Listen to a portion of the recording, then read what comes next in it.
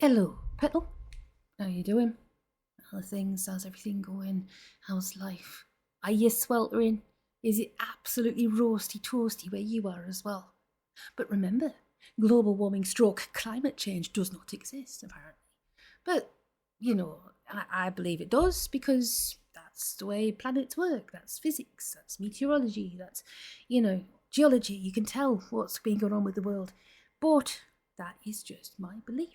And at the end of the day, no matter what you believe, and your beliefs are as valid as anybody else's, it's too flipping hot. My little tip, if you need to keep cool, but still try to do something, and this is obviously limited to probably up to about 30 degrees C, have ice in a little sort of like shallow bowl, one that you can put both feet in, put a thin towel over the top, or a chamois leather if you feel really posh, and put your feet on it. Absolutely glorious, and it doesn't make any sound. However, when it's really ridiculously hot, just AC. I know AC's awesomes. I've been having this very conversation. In any other country, perfect, but in the UK, it's not financially viable to run an AC, and especially since it's only a couple of weeks out of the year. We just kind of like complain about it for 2 weeks, and then we kind of wait until it starts raining again. But normally this time of year, it is normally raining. Glastonbury is normally a washout. So the fact that it's all sunny and shiny and happy joy is just unbelievable. Anyway, I digress. How have you been? How are things going? As you can see, I've got still a little bit of a rasp in my throat, but that's neither here nor there. It's just been too flipping hot. Right then, my lovely beans. As ever, if you could leave me a comment, tell me how things are. And as you know, I'll always answer as best I can. And yeah. Like, share, subscribe. Hit that notifications bell. Bing! Right then, let's get on with it. We got chapter 4 of another fine myth by the wonderful Mr. Robert of Aspirin. Careful planning is the key to safe and swift travel. Ulysses. Narrator's note, yes it is. And second narrator's note, Ulysses. Genx reference, go.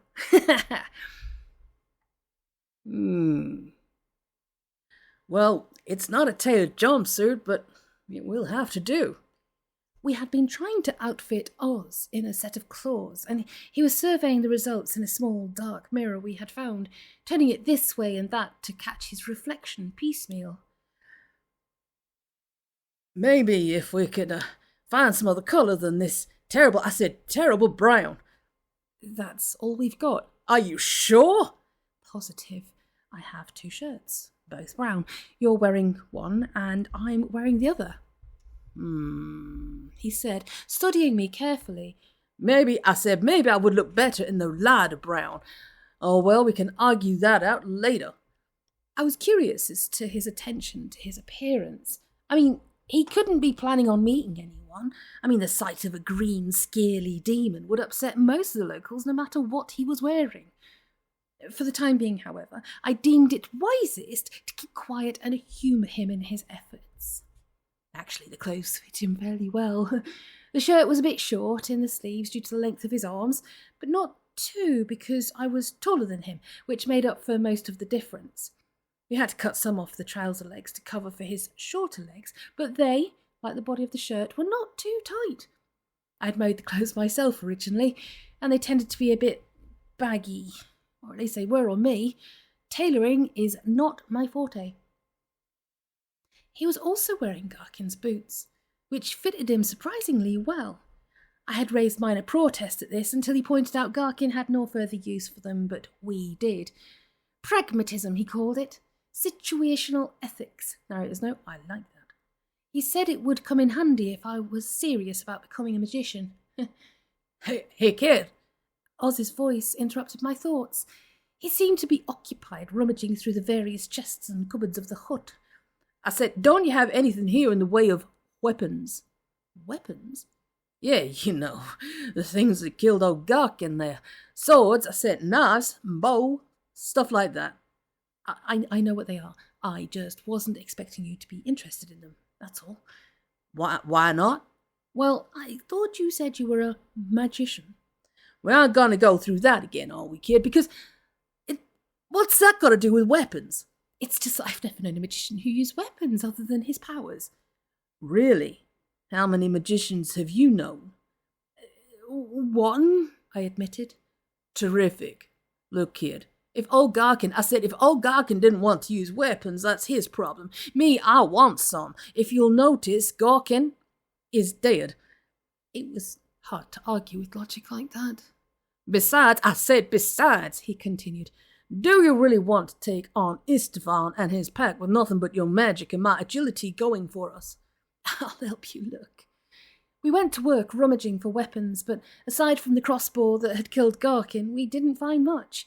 One of the chests yielded a sword with a jewel-encrusted handle, and we discovered 2 knives, one white-handled and one black-handled, on Garkin's workbench. Aside from those, there was nothing even remotely resembling a fighting utensil in the hut. Aahz was not overjoyed.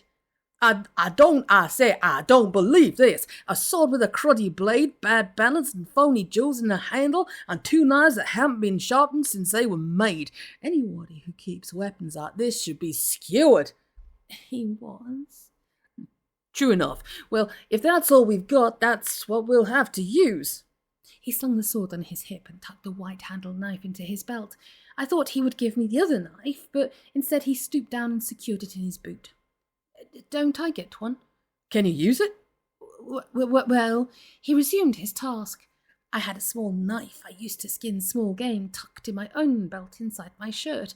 Even to my inexperienced eye, it was of better quality than the 2 Aahz had just appropriated. I decided not to bring it to his attention. Okay, kid, I said okay now. Where did the old man keep his money? I showed him. One of the stones in the fireplace was loose, and there was a small leather pouch hidden behind it. He peered at the coins suspiciously as they poured into his palm. Check me on this, kid. Copper and silver aren't worth much in this dimension, right? Well, silver is sort of valuable, but it's not worth as much as gold. Then what's with this chicken feed? Where's the real money? We never really had much. Come off it. I haven't met a magician yet who didn't have a bundle stocked away. Just because he never spent any of it doesn't mean he doesn't have it. Now think, have you not ever seen anything around that was gold or had gems? Well, there are a few items, but they're protected by curses. Kid, think for a minute. If you were a doddering old wreck who couldn't fight your way out of a paper bag, how would you protect your treasures? I don't know.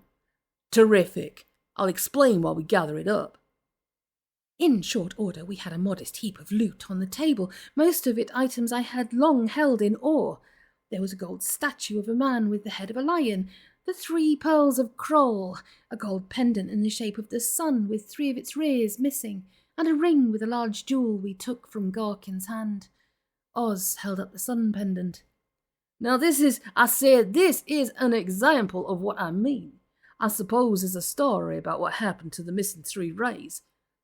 Well, I began, there was a lost tribe that worshipped a huge snake toad. Skip it. It's an old dodge. What you do is take your gold to a craftsman, have him fashion it in something with a lot of small outjuttings like fingers or arms or, he held up the pendant, rays of sun, and it gives you the best of 2 worlds.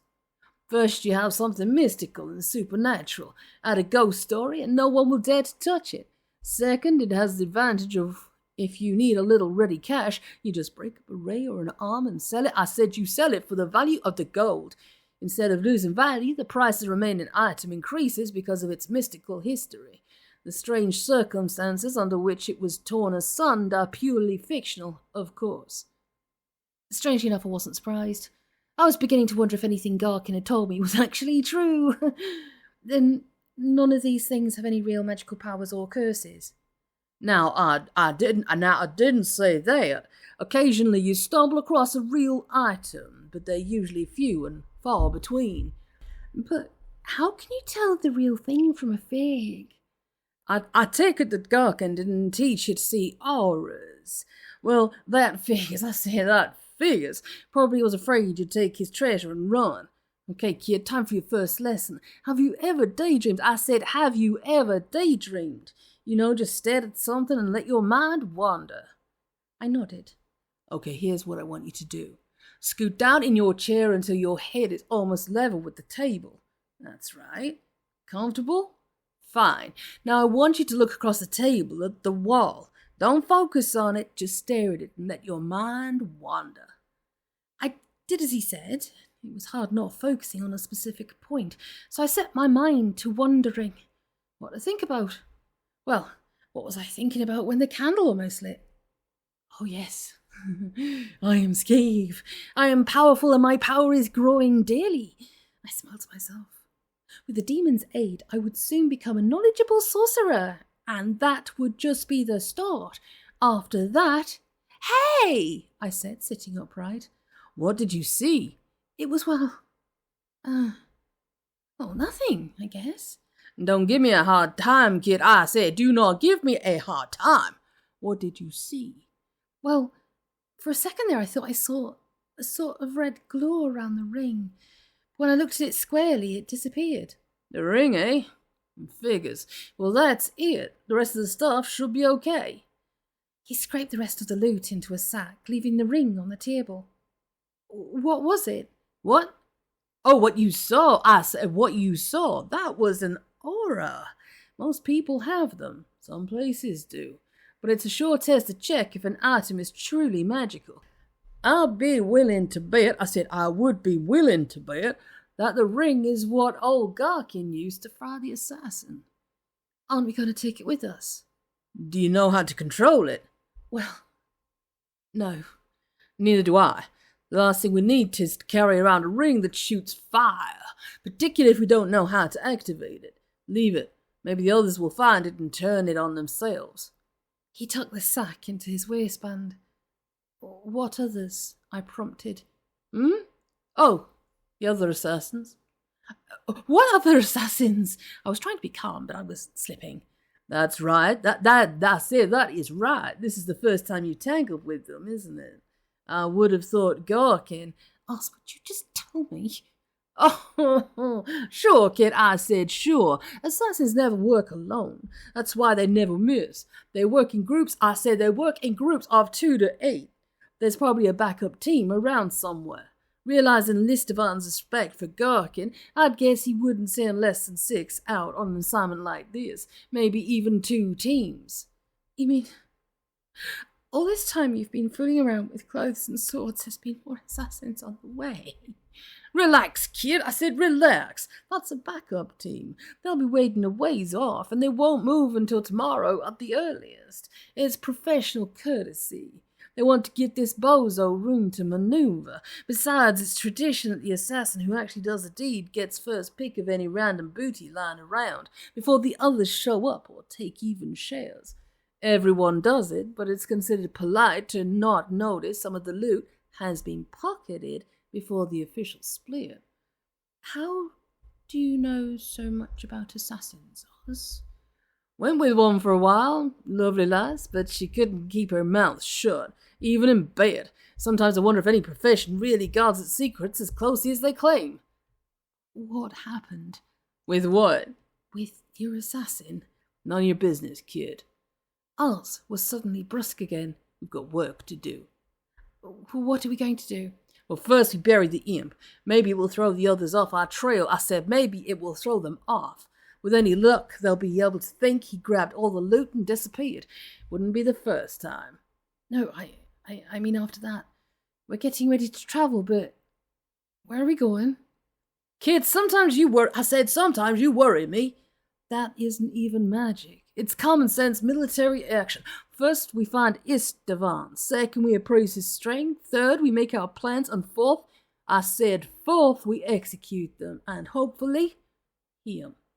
Aahz, could we back up to 1 for a minute? Where are we going to find Istvan? That stopped him. Don't you know where he is? I never even heard his name before today. We sat in silence, staring at each other for a very long time. I love this book. It's freaking awesome. So much fun. So, let me know what you think. Let me see how you're enjoying it. would you like to do Odds and Gods? Is Odds and Gods a good choice for the next one that we do? Because these books are very short and I want to alternate, you see. I want to keep it going because like I think I can easily keep these going, hopefully at the same time as Odds and Gods. That would be pretty awesome. But it's one day at a time, especially since it's summer and it gets really hot and I've been feeling a bit icky. We don't like feeling icky. Icky is not a good thing. But as ever, I know I've asked already, if you leave me a comment, send me an email, drop me a line, tell me how you are, how things are going. As I said, I am flaky as all heck right now, but I'm doing my best. And it's always good to be here and it's always good to share with you guys. I do appreciate you very, very much, and I hope we can find a little bit of sunshine in this crazy, crazy world. But as ever, if you're too hot, shade and hydrate. If you're too cold, blankie and cuppa. Most of all, take care of yourselves. I'll talk to you soon, Petal.